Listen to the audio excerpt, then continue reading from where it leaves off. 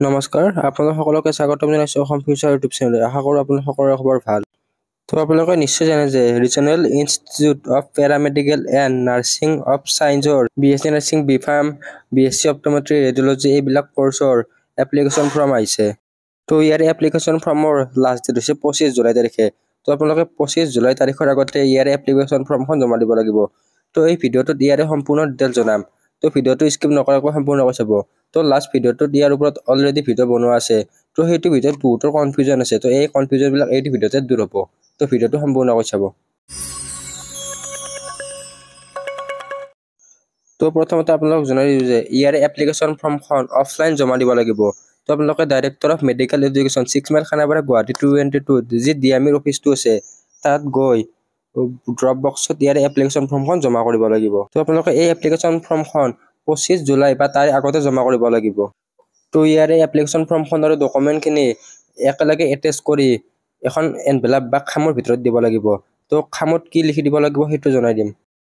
তো আপোনালোকে এনভেলাপত কি বুলি লিখি দিব লাগিব। তো এনভেলাপৰ ওপৰৰ ফালে application form for regional institute of paramedical and nursing science Aizawl এনেকৈ লিখি কিনে এইখন দি দিব। যদি আপোনালোকে ওপৰত এনেকৈ লিখি নিদিয়ে তেন্তে সিহঁতে কেনেকৈ গম পাব যে এইখন এপ্লিকেশ্যন ফৰ্ম হয়। তো আপোনালোকে এনভেলাপত লিখি দিব। এনভেলাপখনত প্ৰায় 5 টকামান লৈ ল'ব। তো এই এপ্লিকেশ্যন ফৰ্মখন আপোনালোকে ডাইৰেক্ট ড্ৰপ বক্সত দিব লাগিব। ইমেইল বা পোষ্ট অফিচৰ থ্ৰু দি দিলে নহ'ব।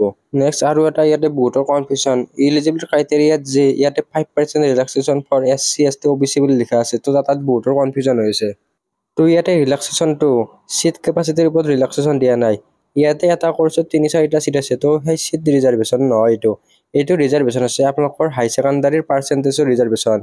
তো বাকীবিলাক কেণ্ডিডেটৰ কাৰণে ইয়াৰে ৰিজাৰ্ভেশ্যনটো 45%। মানে এনে নৰ্মেলি 50% লাগে, কিন্তু SC ST OBCৰ কাৰণে 45% পালে আপোনালোকে ইয়াতে এপ্লাই কৰিব পাৰিব। আৰু এটা কনফিউজন, যদি BSc নাৰ্ছিং আৰু B.Pharmৰ এণ্ট্ৰেন্স এক্সাম নিদিয়ে তেনেহ'লে ইয়াতে এপ্লাই কৰিব নোৱাৰিব নেকি। তো ইয়াৰ উত্তৰটো হ'ল আপোনালোকে BSc নাৰ্ছিং বা B.Pharmৰ এণ্ট্ৰেন্স এক্সাম নিদিলেও ইয়াতে এপ্লাই কৰিব পাৰিব। তো যদি আপোনালোকে BSc নাৰ্ছিং বা B.Pharmৰ এণ্ট্ৰেন্স এক্সাম নিদিয়ে তেনেহ'লে BSc নাৰ্ছিং আৰু B.Pharmত চিলেক্ট নহয়। তো বাকীকেইটা কোৰ্চত চিলেকশ্যন হ'ব। তো BSc নাৰ্ছিং আৰু B.Pharmৰ এণ্ট্ৰেন্স এক্সামটো ইয়াৰে ইলিজিবিলিটিয়ে। তো আপোনালোকে ইয়াতে এপ্লাই কৰোঁতে কোৰ্চ চিলেক্ট কৰাৰ প্ৰয়োজন নাই। আপোনালোকে জাষ্ট এপ্লিকেশ্যন ফৰ্মখন DMEত জমা দিলে হ'ল। নেক্সট ইয়াৰে চিলেকশ্যন ক্ৰাইটেৰিয়া কি। তো কেনেকৈ চিলেক্ট কৰিব, পাৰ্চেণ্ট বেচিছত চিলেক্ট কৰিব নে CW BSc নাৰ্ছিং বা B.Pharmৰ মাৰ্কৰ বা ৰেংকৰ থ্ৰু দি চিলেক্ট কৰিব। তো ইয়াৰে লাষ্ট ইয়াৰলৈকে পাৰ্চেণ্ট বেচিছ হাই ছেকেণ্ডাৰী পাৰ্চেণ্ট বেচিছত ইয়াৰে চিলেকশ্যন হৈছিল। তো এইবাৰো ইয়াৰে হাই ছেকেণ্ডাৰী পাৰ্চেণ্ট বেচিছতে চিলেকশ্যন হ'ব। যিহেতু BSc অপট'মেট্ৰি, BSc ৰেডিঅ'লজি এইবিলাক কোৰ্চৰ এণ্ট্ৰেন্স এক্সামেই হোৱা নাই। তো কেনেকৈ এটা কোৰ্চৰ পাৰ্চেণ্ট বেচিছ এটা কোৰ্চৰ ৰেংকৰ পৰা কেনেকৈ চিলেক্ট কৰিব। তো সকলোবিলাক কোৰ্চতে পাৰ্চেণ্ট বেচিছতে চিলেক্ট কৰিব। তো ইয়াৰে চিলেকশ্যন বেচিছটো হাই ছেকেণ্ডাৰী পাৰ্চেণ্টৰ ওপৰত। তো কিমান পাৰ্চেণ্ট থাকিলে এপ্লাই কৰাত ইয়াতে সুবিধা হয় বা এপ্লাই কৰিলে ভাল। তো আপোনালোকে চিট কেপাচিটি এইবিলাকৰ ভিডিঅ' অলৰেডি বনোৱা আছে, চাই ল'ব। তো আপোনালোকে নিশ্চয় জানে যে ইয়াৰে চিট মাত্ৰ 3-4টা কৰি আছে। এটা কোৰ্চৰ চিট মাত্ৰ 3-4টা। তো লাষ্ট ইয়াৰো ইয়াৰে কাট অফ বহুত হাই গৈছে। যদি আপোনালোকৰ হাই ছেকেণ্ডাৰীত 75%ৰ ওপৰত থাকে তেনেহ'লে এপ্লাই কৰিলে কিবা এটা আশা দেখা যায়। তো আপোনালোকে গুগলত আগৰ নটিচবিলাক চাই ল'ব কিমান কাট অফ গৈছিল। তো আপোনালোকে কাট অফটো নিজে অনুমান কৰিব পাৰিব কিমান হাই যায়। তো আই থিংক ইয়াতে কিছুমানৰ বেছিক কনফিউজনবিলাক চল্ভ হ'ল। তো নেক্সট এতিয়া ইয়াৰে এডমিশ্যন বা হোষ্টেল ফিজৰ ওপৰত আলোচনা কৰোঁ। ইয়াৰে ফিজবিলাক কিমান লয় ইয়াৰ ওপৰত। তো যদি আপোনালোকে আমাৰ প্ৰিমিয়াম হোৱাটছআপ গ্ৰুপত জইন হৈ লোৱা নাই তেনেহ'লে জইন হৈ ল'ব। ইয়াতে 2 ঘণ্টা মেম্বাৰৰ কাৰণে ইয়াতে নটিচৰ আপডেটবিলাক আগতীয়াকৈ দিয়া হয়। তো ইয়াতে ইউটিউব ভিডিঅ'জবিলাকৰ ইয়াৰলি এক্সেছ দিয়া হয়। তো এইটো BSc nursing, B.Pharm paramedical GNM কোৰ্চৰ কাৰণে হোৱাটছআপ প্ৰিমিয়াম গ্ৰুপটো হয়। তো যিসকলে অসম ফিউচাৰৰ ফালৰ পৰা ই-বুক লৈছে সেইসকলে এই গ্ৰুপটোত জইন নহ'লেও হ'ব। তেওঁলোকৰ যি ই-বুক গ্ৰুপ আছে তাতে নটিচবিলাক দি দিয়া হ'ব। তো আপোনালোকৰ স্ক্ৰীনত দেখাই দিয়া আছে এনেকৈ সকলো কেণ্ডিডেটে ইয়াতে মেছেজ কৰিব পাৰে আৰু কেৱল 200টা কেণ্ডিডেটৰ কাৰণে। তো ইয়াতে 39 ৰুপিজ এটা পে' কৰিব লাগিব। তো 39 ৰুপিজটো কিয় পে' কৰিব লাগিব সেইটো জনাই দিওঁ। তো কাউন্সেলিং ৰিগাৰ্ডিং নটিফিকেশ্যনবিলাক আগতীয়াকৈ নিউজ পেপাৰবিলাকত আহে। তো নিউজ পেপাৰবিলাকৰ ছাবস্ক্ৰিপশ্যন ল'ব লগা হয়। তো ছাবস্ক্ৰিপশ্যনৰ কাৰণে এই 39 ৰুপিজটো লোৱা হয়। তো যিহেতু কাউন্সেলিং প্ৰচেছবিলাক 3-4 মহীয়া হয়, তো নিউজ পেপাৰবিলাকৰ 3-4 মাহৰ কাৰণে ছাবস্ক্ৰিপশ্যন ল'ব লগা হয়। তো নেক্সট ইয়াৰে ফিজ ষ্ট্ৰাকচাৰখিনি আলোচনা কৰোঁ। তো RIPANSৰ অফিচিয়েল ৱেবছাইটত আপোনালোকে ফিজ ষ্ট্ৰাকচাৰখিনি চাই ল'ব পাৰিব।